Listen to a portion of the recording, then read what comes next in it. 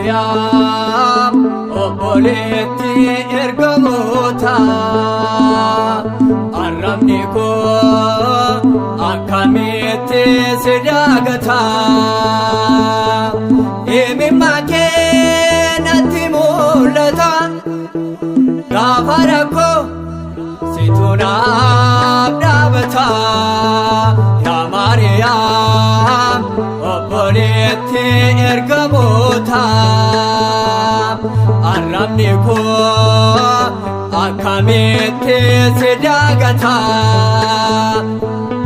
imimmaan kee natti mul'ata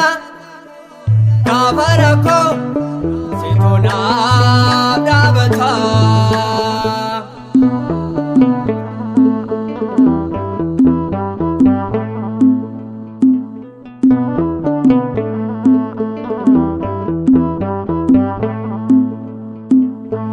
Keetan ture gochaa kee sitoona waamee mucaa kee naaf kadhadhoo ilmaa kee kanaaf hawwamaa maqaa kee yaa Maryam obboleetti ergamoota arrabni koo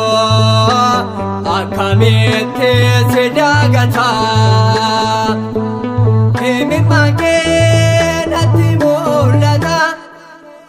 gaafa rakkoo situ naaf dhaabata.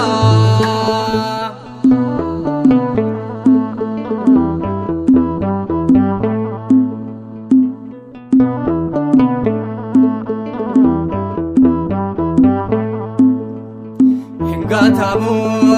kan si kabaju jireenyi isaa ittiin taa'u abjuu sin jaalladha yaada koo naaf qaqqabdee madaa koo yaa Maryam obboleetti ergamoota arrabni koo akkamitti si daagata imimmaan kee natti mul'ata gaafa rakkoo situ naaf dhaabata.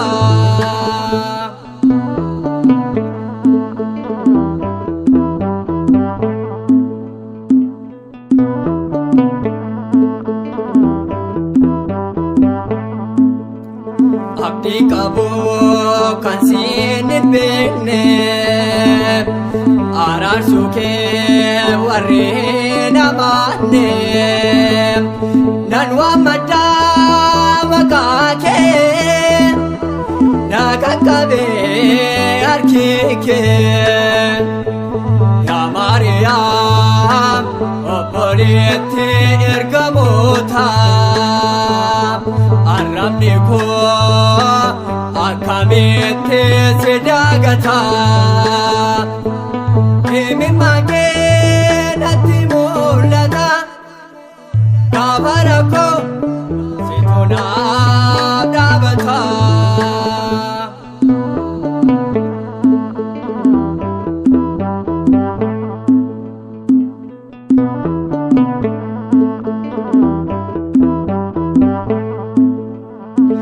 Bakka koo si maaddi koo